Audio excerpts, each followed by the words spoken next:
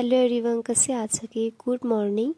आज सकाळी सकाळी ठरवलं की कुठेतरी बाहेर जायचं, कारण की वीकेंड होतं आणि घरातलं सगळं काम पटकन आवरून घेतलं. सो आम्हाला लवकर जायचं होतं शॉपिंग करायला. ताई आणि आम्ही निघालो आहोत शॉपिंग करायला. तर आज माझ्या फेवरेट शॉपिंग करणार होतो, ते म्हणजे प्लांट्सची शॉपिंग. आमच्या घराजवळून 1 ते 1.5 किलोमीटरच आहे ही नर्सरी आणि इतकी मोठी नर्सरी आहे, तिथे सर्व प्रकारचे झाडे भेटतात.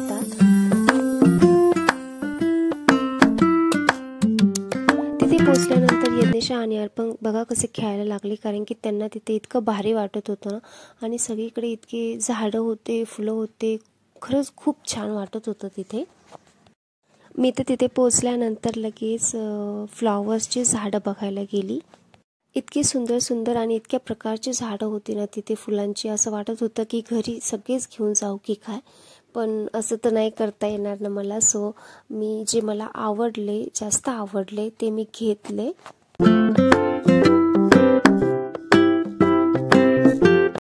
आपल्यापैकी ना बऱ्याच जणांना असं वाटतं की नर्सरीमध्ये जे हिरवीगार फुलांचा बहर आलेली रोपं घरी आल्यावर कोमेजून जातात. नर्सरीमध्ये असे रोपं इतकी छान दिसतात, बट हीच रोपं घरी आणून कुंडीत लावल्यानंतर कोमेजून जातात, सुकतात. काही वेळा यांना फुलं येणं पण बंद होतं. बहुतेक वेळा ना नर्सरीमध्ये विकली जाणारी जी झाडं असतात ना, ती बहुतांश प्लॅस्टिकच्या पिशव्यांमध्येच लावलेली असतात. साधारणतः आपण पाहिले असेल की नर्सरीमध्ये काळ्या रंगाच्या प्लॅस्टिकच्या पिशव्यांमध्ये ही रोपं लावलेली असतात. आपण ही रोपं घरी आणून ती माती किंवा प्लॅस्टिकच्या कुंड्यांमध्ये लावतो. तर असे न करता 4 ते 5 दिवसानंतर ती झाडे कुंडीत लावावी. बरेचदा रोप बदललेल्या वातावरणाशी लगेच जुळवून घेऊ शकत नाही, त्यामुळे ती सुकतात व कोमेजून जातात. इथे इतके छानसे असे मनी प्लांट पण आहे व बोन्साय झाडं पण आहे, जे इतकी छान दिसत होते ना, छोटे छोटे इतके सुंदर दिसत होते ते. जेव्हा आपण नर्सरीमधून काही झाडे आणतो ते योग्य कुंडीची निवड करावी. झाडे कुंडीत लावताना त्या झाडापेक्षा थोड्या मोठ्या आकाराची कुंडी पाहावी, जेणेकरून मुळांना वाढण्यासाठी पुरेशी जागा मिळेल.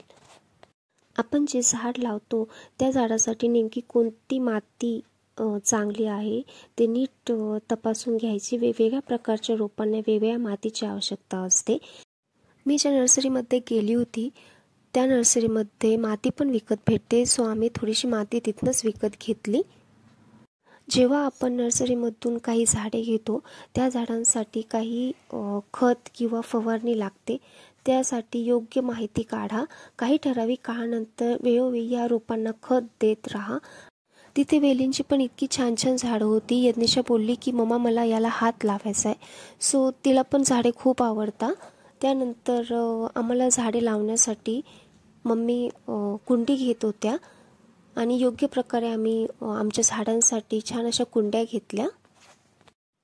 तिथे वेगवेगळ्या प्रकारची आणि वेगवेगळ्या साईजची पण कुंडी होती. सो आम्हाला जे आम्ही झाड घेतले होते ते लावण्यासाठी आम्हाला योग्य प्रकारे कुंडी घ्यायची होती, ती आम्ही घेतली. त्यानंतर आम्हाला जास्वंदीचं पण झाड घ्यायचं होतं, रेड जास्वंद घ्यायची होती. सो आम्हाला पाहिजे होतं तसेच झाड आम्हाला जास्वंदीचं भेटलं. जास्वंदीचं झाड हे घराच्या पूर्व दिशेलाच ठेवावे, कारण की वास्तुशास्त्रानुसार ते चांगलं असतं. आणि आम्हाला जास्वंदीचं झाड घ्यायचं होतं, कारण की ते देवाच्या पूजेसाठी पण त्याचे फुलं वापरण्यात येतात व केसांचं तेल बनवण्यासाठी पण मी जास्वंदीचे फुलं, लाल कलरचे फुलं हे वापरते.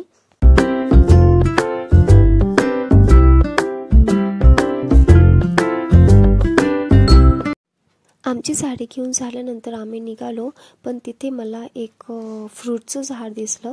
त्या फ्रूटचं नाव मी सांगू नाही शकत, कारण की मलाच माहिती नाही. पण मग ते फ्रूट पण इतकं छान होतं आणि ते झाड पण खूप मोठं होतं. त्यानंतर यज्ञेशा आणि अर्पणला गार्डनमध्ये खेळायचं होतं, सो आम्ही त्या दोघांना गार्डनमध्ये घेऊन गेलो व काही वेळ आम्ही तिथेच बसलो व तिथे पण इतकं छान वाटत होतं. ते गार्डन पण खूप मोठं होतं.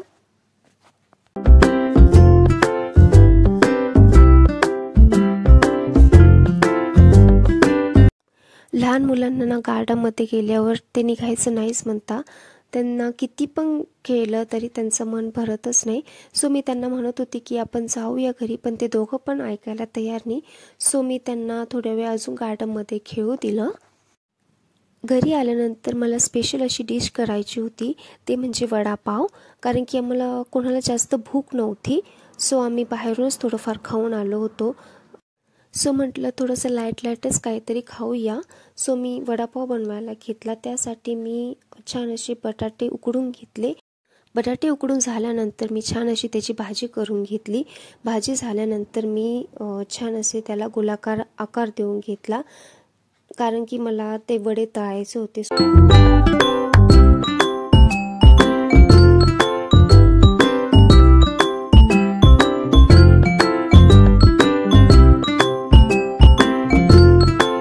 त्यानंतर मी चण्याचं डाळीचं पीठ घेतलं, त्यात थोडंसं पाणी मिक्स केलं, मीठ मिक्स केलं आणि हळद टाकली.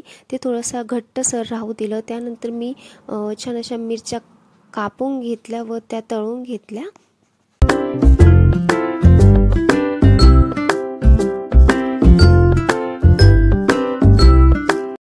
वडापावसोबत मेन म्हणजे मिरची खायला इतकी छान लागते, आणि ते पण म्हणजे मला थोडंफार असं तिखट आवडतं. सो मी मिरच्या पण इतक्या तिखट आणलेल्या होत्या ना, आणि त्या वडापावसोबत इतक्या छान लागतात. मिरच्या तळण्याच्या अगोदर आहे ना, त्या थोड्याशा मध्ये अशा चिरून घ्यायच्या, म्हणजे मिरच्या छान अशा तळल्या जातात. वडापाव ही डिश सगळ्यांनाच खूप आवडते. लहानांपासून ते मोठ्यापर्यंत सर्वच खूप आवडीने खातात. मला ना बाहेरचं विकत घेऊन खाण्याऐवजी घरीच केलेलं खूप आवडतं, कारण की ते आपण मनसोक्त पण खाऊ शकतो आणि चांगल्या प्रमाणात आपण बनवू शकतो. मिरच्या तळत असताना त्या मंद आचेवर तळून घ्यायच्या, जेणेकरून त्या चांगल्या तळल्या जातात. मिरच्या तळून झाल्यानंतर मी त्यावर थोडंसं मीठ टाकते व ते असं मिक्स करून घेते.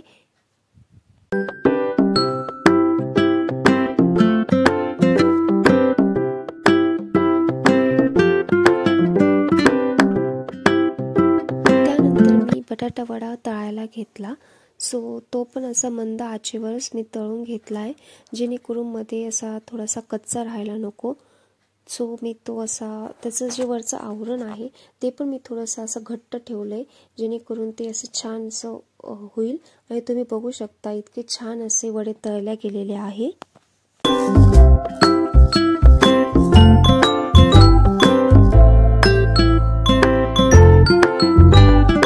बटाटा वडा तळून झाल्यानंतर मी लगेच तो सर्व केला आणि तो खायला इतका छान लागला.